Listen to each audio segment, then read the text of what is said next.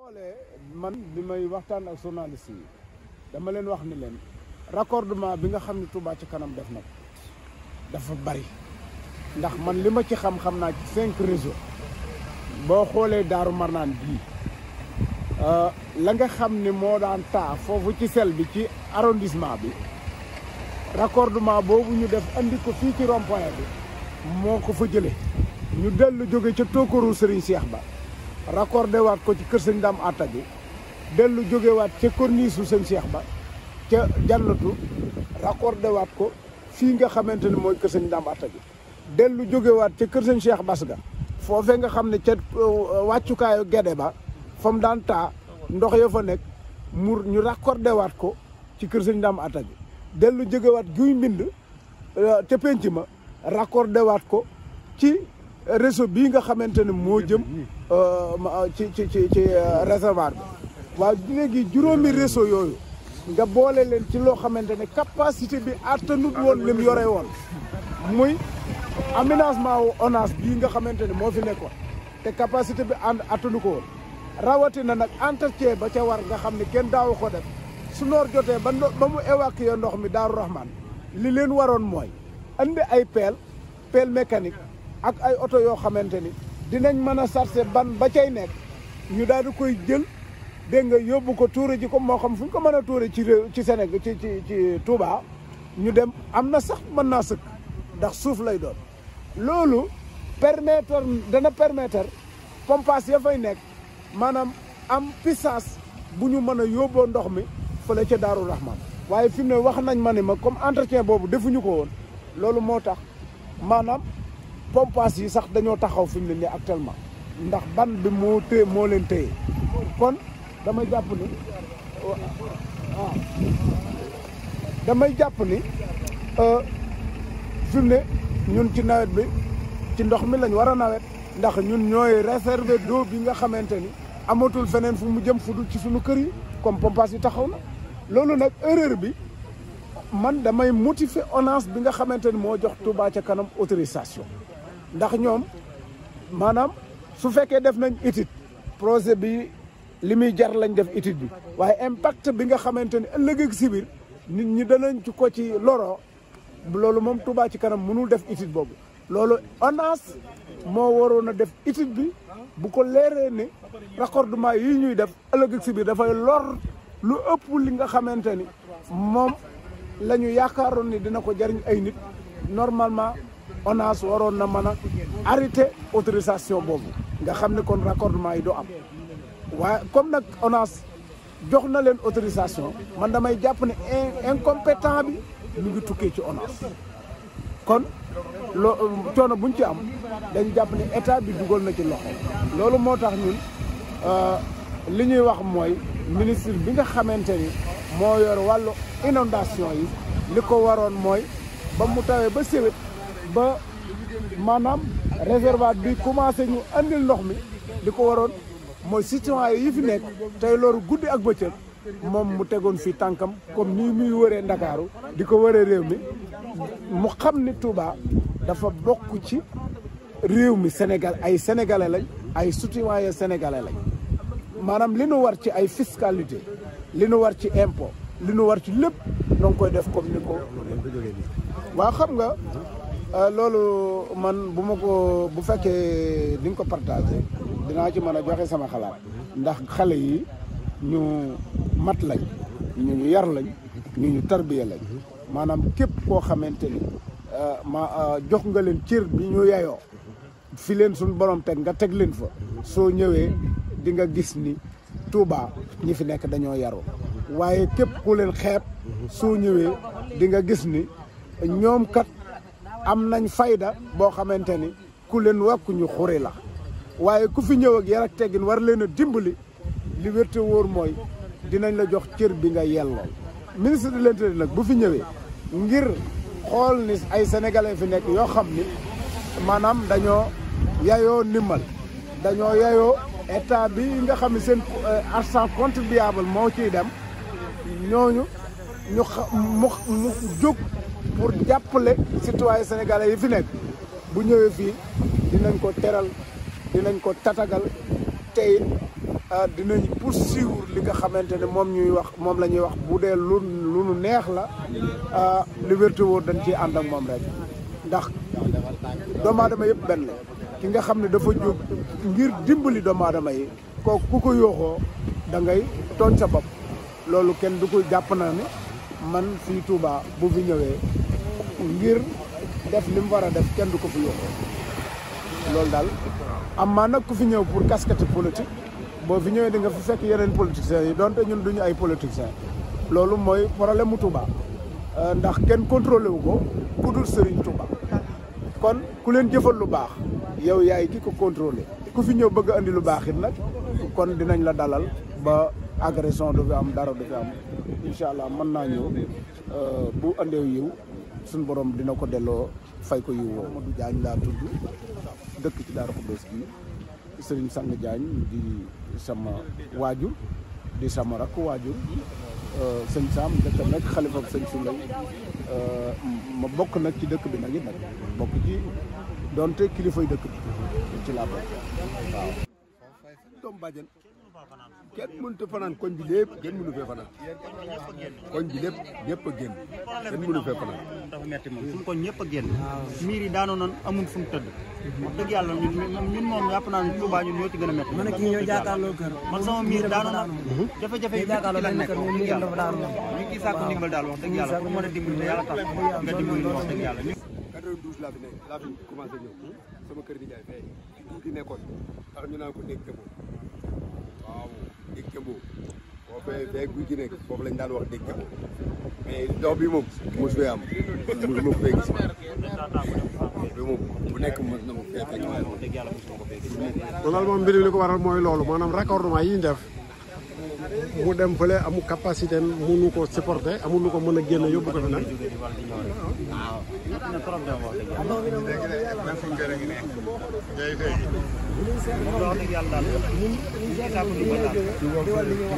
kër kii xabandaw terrasse be mësuñoo génn mës a inondé bañ mës a génn mais ren ñoom ñii ñëpp génn nañ xabandaw kër xabandaw terrasse ba la ngay seet mës a génn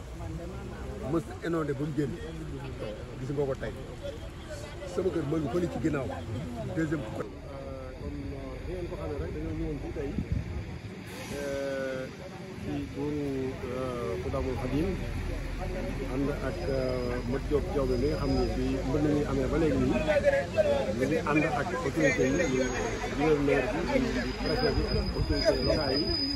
ñu wër di saytu wala ñi nga xam ne ñoom ñooy sinistré bi loolu jàllet wax dëgg yàlla moom di yàlla sàkk ñu ngi tey lépp lu ñu mën ñu jàpp ci jàpp tey jii nag li taxoon ñu ànd ñëw di nemmiku si dañu bëggoon gën a xool xam nit ñi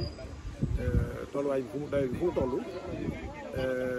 masaw population yi ñu xam ne wax dëgg yàlla ñoom ñoo bokk naqar yi parce que ku gis image yi nga xam ne ñu ngi daw ci site internet yi télévision yi wax dëgg yàlla sa yaram dana daw nga am njaboot te gis gone yeeg jigéen ñeeg coono yi ñu jànkuwanteel wax dëgg yàlla lu metti la loo xam ni war na kenn ku ne boo ci mënul daraat nga ñëw ànd koog ñoom ñu xam ni naqar yi moom yéen a ko bokk ak kii yéen a ko bokk. li ma gis moom dafa ëpp sax lu nit waroon a mën a xalaat fii ñu nekk nii ci quartier Ngiraneen ci corniche bi ndox maa ngi walwali di jéggi tali bi di dem wax nañ ni ñu ngi jógee ci ay Bimbind ñu ngi jógee Tokar ba ma ngay jógee Janat ma ngay jógee fu nekk mel ne ñoom boo déggee li nga xam ne moom la sëriñ bi wax dafa mel ne raccordement yi ñu ci def dafa nekk ay raccordement additif yoo xam ne calculé wuñ ko parce que dëkk bi mel ne Touba eau de pluie yi fi wàcc yëpp ñu dajale ko ci benn point de collecte boo xam ne capacité prévoir wuñ ko woon pour mu mën a supporter loolu kon loolu yaakaar naa ne lu bëree bëri moom moo ko expliqué sëñ Diagne dama doon wax daal xanaa da ngaa def ingénieur yi nga defal assainissement parce que moom li mu wax léegi daanaka rek la nga problème yëpp ndax Touba bari na pour am taa bari na ay déeg waaye nag maanaam transfert daaw fi am maanaam ndox mu jógee ci quartier ba demaat yeneen quartier lan la fi yoon am loolu musi fi am te loolu kon mën na jàpp ni kon loolu xëy na ñu ko doon nos waroon nañu ko gën a saytu bu baax a baax waaw li nga xam ne ñun moom lañ ci dolli nag ci wax rek mooy di woo autorité yi di woo waa nguur gi ndax lii catastrophe naturelle la boo xam ni ampleur bi yaakaar naa mënuñu koo xam parce que globalement fii ñu nekk nii rek sëñ bi wax na léegi ne am na juróom-ñetti kër yoo xam ni inondé nañ ba seeni borom génn kër gi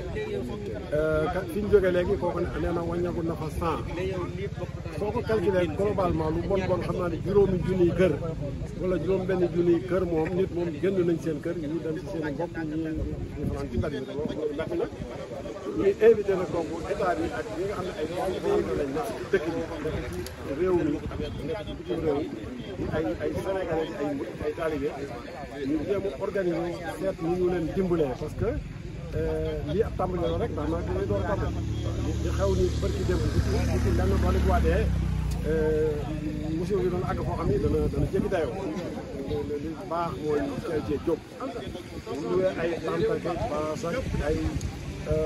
réquisitionné ay école ak am ay kër lépp lu ñu mën a projet ko provisoirement ay junni population nit ñi nga xam ne dañu génn seen kër amuñu fi ñu fanaan loolu moom mooy urgence dimbale leen itam ci ab dund parce que koo xam ni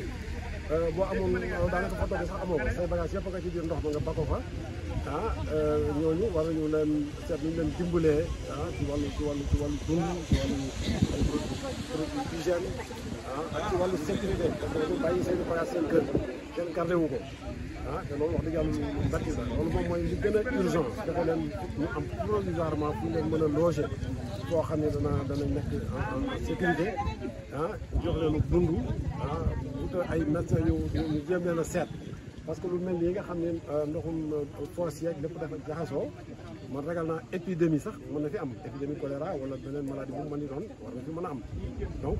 autorité war nañ jóg wax dëgg yàlla dox ci ay jéego waaw kilifa yi dëkk bi muy Serigne Mountakha yàlla fi yàgg te wér wax dëgg yàlla li mu mën lépp mi ngi koy def te xam naa ne xamul ni sax mbir mi agsi na fii waaye li mu mën lépp mi ngi koy def waaye dafa am loo xam ne nag nguur moo ko mën nguur gi moo waroon prévoir xam ni risque yu mel nii am na fi waaw te comme am na ba pare nag xëy na leneen su ko daal di sekki ni ak dëkk waaye ñu jéem a fàggandiku ba fii ak ay ab diir at yu néew lu mel ni bañ a amati waaye pour le moment daal urgence bi moom mooy fexe population Touba lu bon juróomi junniy kër yoo xam ne génn nañ seen kër ñu am fuñ dugg am luñ dundee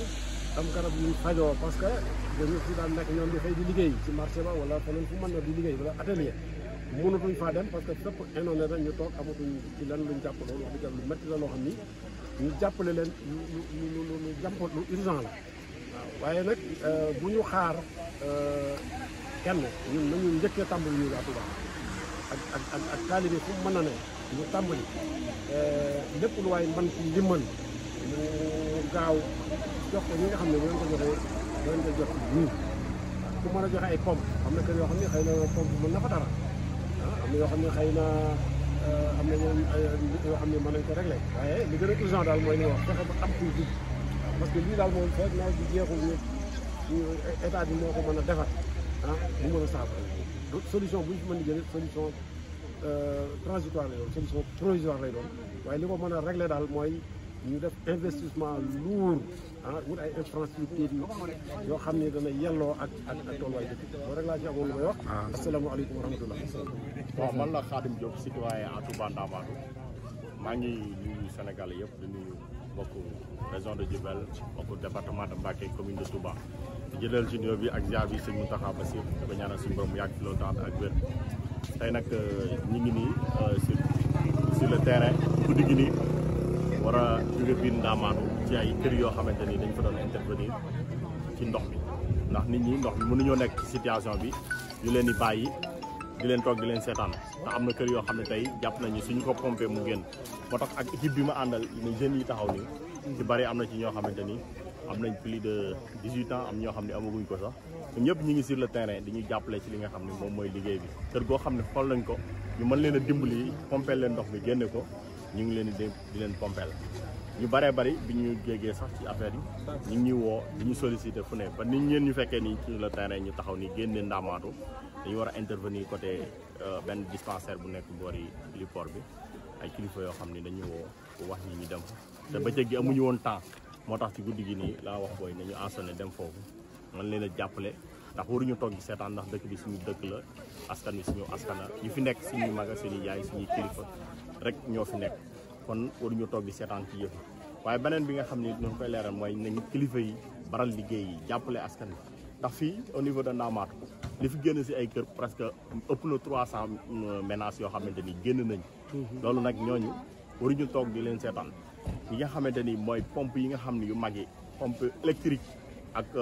yi nga xamante ni am na mën na jël capacité bu bari ak ay racole yoo xam ne yu gudd yoo xam ne dina mën a àgg ci canal bi comme au niveau de yoon daaru tey fi nga xam ni fi la kaaw booy bi amee fi faatu ak yeneen yi nga xamante ni ñi ngi si ginnaawam foofu dañoo xaw a sori canal bi bokkut ak li nga xam ni mooy côté jumaay Sëñ Saal yi nga xam ni bu ñu toogee au moins ay quelques jours ndox mi dana wàcc ñu mën a génne ndox yi ci kër yi bokkut ak foofu nañuy jéem a andi foofu ay gros moyens pour mën a jële ndox mi foofu ndax fii waruñoo toog di xaar mi ngi taw yàlla si mi ngi taw xéwal la ñoo ko ñaan dafa war a taw nawet bi barkeel loolu dafa war a am mais bu tawee ba pare nañu fexe ba nga xamante ni ndox yi dem fi mu war a dem loolu mooy dëgg waaye waruñu ko bàyyi li nga xamante ni mooy biir kër yi ndax tey bu ñu pompé wul bàyyi ndox mi ñu fekkante fa situation bi day gën a garaaw lu ñu amoon dañuy am loo xamante ni lu ko ëpp moo tax ñun ñu nekk sur le terrain équipe yi nopp lu dégg bëccëg presque boo ñëwee ñoom ñëpp épuisé ñoom ñëpp a sonn presque ñoom ñëpp waaw yi ñuy utilisé mooy moto pompe yi nga xam ne moom ngeen fekk bii d'ailleurs sax bii nii mi ngi doog a ñëw moom lañu war a yóbbu fi nga xamante ni mooy fi ñu jëm nii ci guddi gi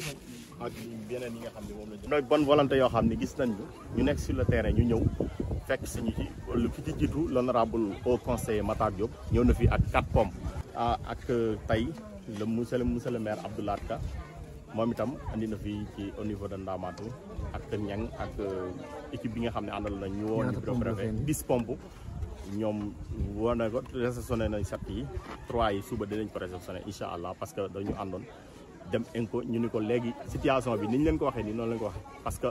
dañ ni ko am na yoo xam ne moom ay moyens yu mag ñoo ko mën a mais fi ne waruñu toog di seetaan kon nañuy dimbali ci pompe yi nga xamante ni yi ngi dina mën a génne li nga xamante ni mooy ndox yi ci biir kër yi pompe yi ñuy utiliser ndox yi ci biir kër yi la mën a génne mais mënut a yóbbu ndox mi ci mbedd bi waaw équipe bi ñu àndal moom ñoom ñëpp dañuy volontaire am na si ñoo xam ne d'ailleurs dañu tëj sax seen i place nekk si liggéey bi mais am na ci boo gisee loolu ñu def ko ñu bari ci ñoom ñi ay Pastef la ñu doxee ak xidma ci dëkk bi moo tax ñu volontaire ñëw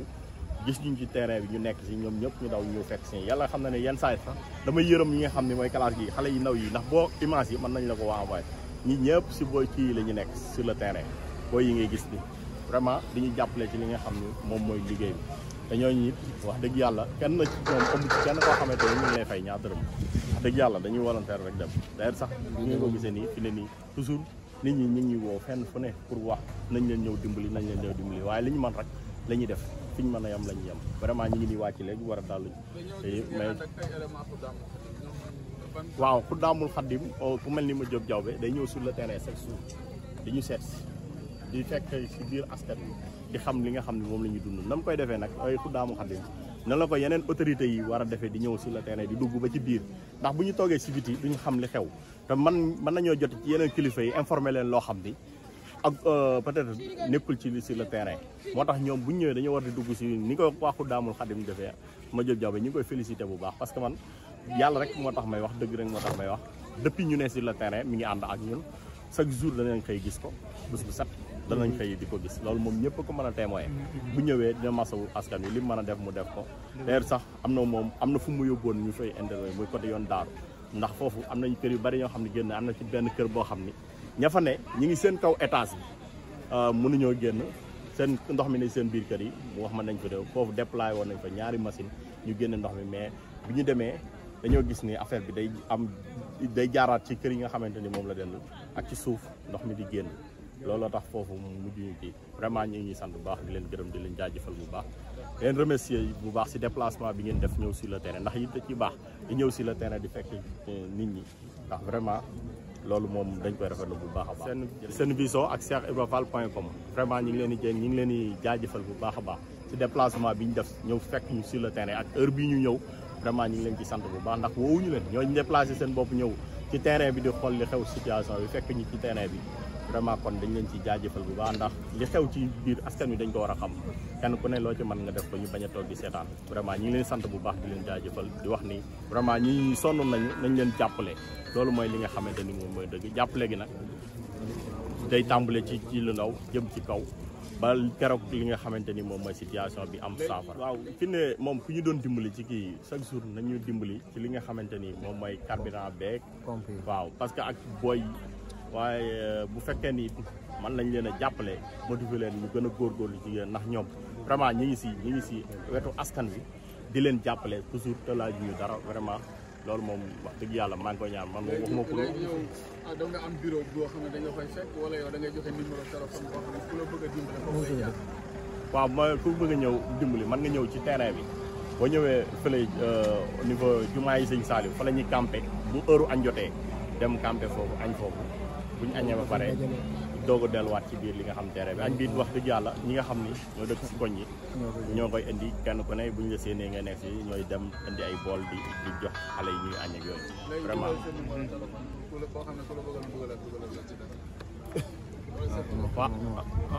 waaw léegi numéro téléphone bi moom 77 524 43 62 tiis na ma loolu sax wax dëgg yàlla ma koy joxe waaye moom mooy numéro 524 43 62 waaw jërëjëf. yaa ngi jël muy 400 fii moom wax na ni 800 lu bon. Baye Modou Dieng muy délégué quartier fi ñuy wax Baye Mor Colobane nee na juróom-ñaar fukk génn na fa bërki démb tey fukk ak juróom-ñett génn na fa fii ñu taxaw nii muy diggante Ngiraaneen Baye Modou Diagne nee na juróomi téeméeri kër génn na fi juróom-ñetti téeméer Daam Mbaye nee na dool ak juróom-benn yi Daam Mbaye wax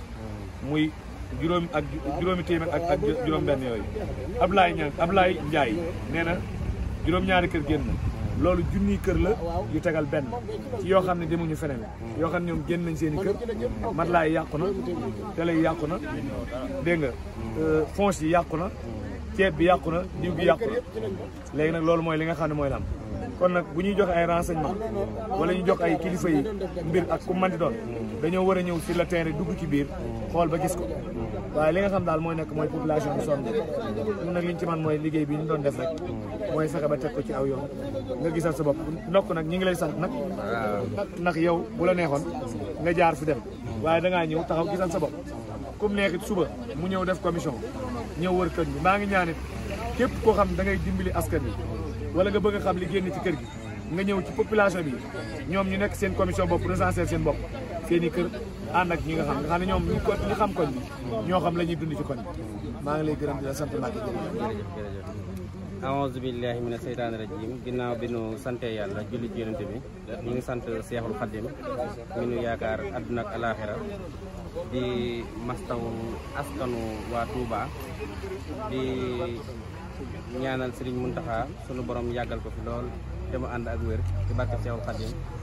di ñaanal Serigne Bassirou Mbacke Abdou Khadir mi nga xamante ni fa laa jóge léegi nii mu doon mastaw ñi nga xamante ni dañoo loru ci dëkk bi ci ndox mi ba déggee naa ci moom mu wax ni Serigne Mountakha Bassir xelam ak xolam lépp mi ngi ci ñi nga xamante ni ñi ngi loru ci ndox mi ñi nekk Sénégal rawat naa ñi nga xamante ni ñoom la dëkkal fii ci dëkkub Seexul Xaddim bi mu wax ni Serigne Mountakha Bassir de am na somme xaalis boo xamante ni génnee na ko te wax na ko sax ci télévision bi kon war naa ko mën a wax ci site bi muy juróom fukki million pour ab tàmbali la boo xamante ni danañ xool feeg suba wala ginnaaw suba naka lañ ko war a mën a def ngir mu mën a jote ci ñi nga xamante ni ñoom ñoo loru ci ndox mi nga xamante ni moo nekk ci biir dëkk bi kon nag ñu gën a rafetaan njort ci suñu digganteeg Seexul Xaddim te xam ne lii Sëñ Tuubaa jànkonte nag lu gën a jafe li ak Cheikh Ibra ak mag ñi àndoon ak ñoom comme ñun ñoo bàyyi woon sunu lépp bi maam ñëw ànd ak Seexul Xaddim dëkkal ko ci dëkkam bii nga xamante ni moom la gën a bëgg kon nag lii nañu ko muñ te xam ne luy jàll la te lii luy jeex la man nag dama am ab xalaat boo xamante ni dama ko bëgg a lancer ba xam buñ ko defee dana mën a arranger ñi nga xamante ni génn nañ seen i kër te amuñ fuñ jëm mooy kër yi nga xamante ni miiri nañ ko te wax ne ay kër Seexul Xaddim lañ dama bëggoon ñu def ko ay tente wala ñu def ko ay am na genre case kii yoo xamante ni mën nañ ko monter genre kër yoo xamante ni ay montage lay nekk provisoirement yóbbu fa nit ñi nga xamante ni ñoo nekk ci dëkkub Seexul Xaddim bi te bàyyi woon seen i kër yi maam ñëw dëkkal Sëñ Tuubaa fii ci dëkkam bi loolu bu ñu ko defee ba nawet bi jàll ñu jéem a xool nag naka lañ mën a def ba utal aw yoon ndox mi ba bu ëllëgee bu tawee ndox mi mën a am yoon woo xamante ne fa lay jaar ba jàll actuellement nag li ci xalaat mooy urgence bi nga xamante ni moom la ñuy woo kilifa yi nga xamante ni ñoo jiite dëkk bi Touba maire bi moom du ma ko tudd ndax amul maire ñi may interpellé mooy kilifa yi nga xamante ni ñoo jiite dëkk bi mooy nañ jël ñi nga xamante ni génn nañ seen i kër tey fanaan ci mbedd mi dañ leen jël yóbbu leen ci kër yi nga xamante ni ñooy kër Seexul Xaddim yi ndax kër yooyu kër dawi làqu lañ nañ leen yóbbu foofu ba nawet bi jàll ci la ma xalaat bu nawet bi jàllee ñu jéem a xool naka la ñu mën a def ba jàppale leen seen i kër bañ mën caa delluwaat te jéem a utal yoon ndox mi ba bu nawet bi ñëwatee bu ëllëgee ñoom dootuñ génnati seen i biir kër urgent la nag lu urgent la nag waaw lu urgent la kon nag ñu ngi remercier monsieur le maire ak Serigne Modou Diop mii nga xamante ni depuis 3 ans ou 4 ans ngi nii maa ngi koy gis muy waxtu wu ne ma di ko gis ci biir ndox mi wax dëgg yàlla day ànd ak gouverneur ak préfet ak sous préfet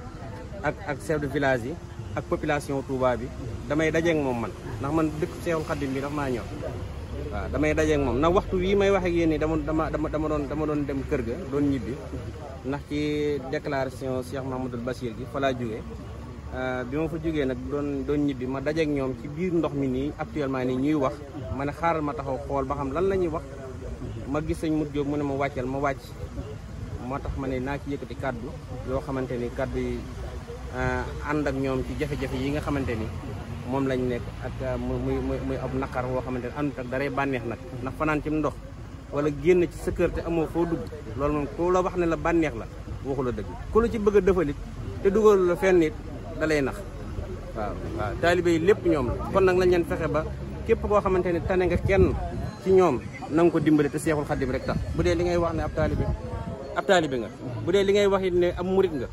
te gis sa mbokku murit nar a loru na nga ko dimbali man de foofu laa nekk waaw ñu ngi leen di ñaanal nag te di leen masawu tey ànd ak yéen ci jafe-jafe yi ngeen xamante ni ci ngeen nekk waaw su ma xamoon ne nag fii lay ñëw di wax lii ma sol nii du ma ko sol waaw damay sol lu gën a woyof lii ndax dama am fu ma jóge moo tax waaye konoon damay dem sol lu gën a woyof lii ñoo bokk ak yéen ngeen xam ne maa ngi yéen ñoo bokk naqar yi